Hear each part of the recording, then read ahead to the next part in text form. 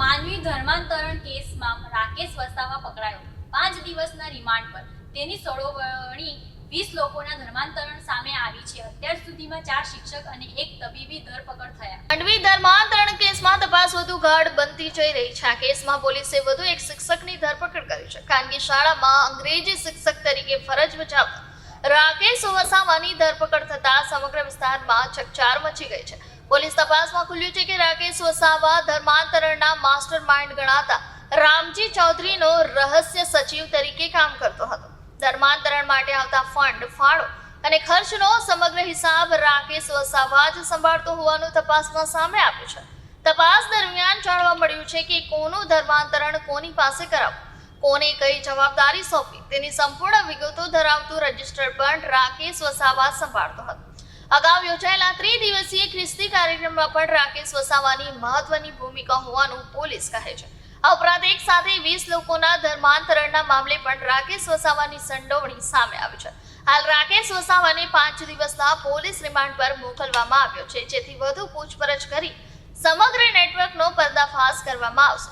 ઉલ્લેખનીય છે કે માંડવી ધર્માંતરણ કેસમાં ત્યાર સુધીમાં કુલ 4 શિક્ષકો અને 1 તબીબની ધરપકડ થઈ ચૂકી છે। પોલીસ દ્વારા તપાસ સતત આગળ ધપાવવામાં આવી રહી છે અને આગળ વધુ ધરપકડોની શક્યતા પણ નકારવામાં આવી નથી। સુરત ગ્રામ્ય જિલ્લાના માંડવી પોલીસ સ્ટેશન ખાતે એક ફરિયાદ નોંધાયેલી। એમાં ફરિયાદી બેન જે ભોગ બનનાર છે એમના આક્ષેપો એવા હતા કે આ કામના આરોપી અંકિત રામજીભાઈ ચૌધરી કે વ્યવસાય ડૉક્ટર છે, તેમણે એમની સાથે એમને પ્રોમિસ આપી, લગ્નનું પ્રોમિસ આપી, લલચાવી, ફોસલાવી અને એમની સાથે શરીર સંબંધ બાંધેલ અને એમનું ધર્માંતરણ કરાવેલ છે। એ અનુસંધાને પ્રાથમિક ફરિયાદ નોંધી અને તપાસ ચાલુ કરવામાં આવેલી અને ત્યારબાદ ફરિયાદીએ વધુ કેટલાક પુરાવા આપેલા અને આક્ષેપો કરેલા કે ભાઈ એમનું ધર્માંતરણ આ કામના મુખ્ય આરોપી અંકિતભાઈ ચૌધરી અને એમના પિતા રામજીભાઈ ચૌધરી દ્વારા કરાવવામાં આવેલું છે। એમાં અન્ય લોકો પણ સામેલ છે। તો એ દિશામાં તપાસ ચાલુ કરવામાં આવેલી અને એ દિશામાં તપાસ કરતા પુરાવા મળી આવતા આ જે મુખ્ય ફરિયાદ છે એની અંદર ધાર્મિક સ્વતંત્રતા અધિનિયમ 2003ની વિવિધ કલમો છે એનો ઉમેરો કરવામાં આવેલો છે।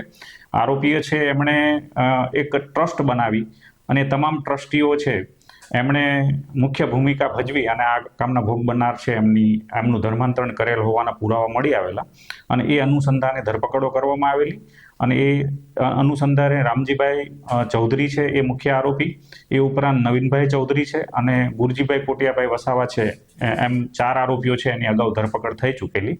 એ ઉપરાંત વધુ પુરાવા મળતા ગતરોજ રાકેશ ચંદુલાલ વસાવા રહે અંબાપુર નિશાળ ફળિયું માંડવી નાઓને પણ ધરપકડ કરી અને દિન 5ના નામદાર કોર્ટમાંથી રિમાન્ડ મેળવવામાં આવેલા છે। આ આરોપી હાલ રિમાન્ડ હેઠળ છે, એની વિગતે પૂછપરછ ચાલુ છે।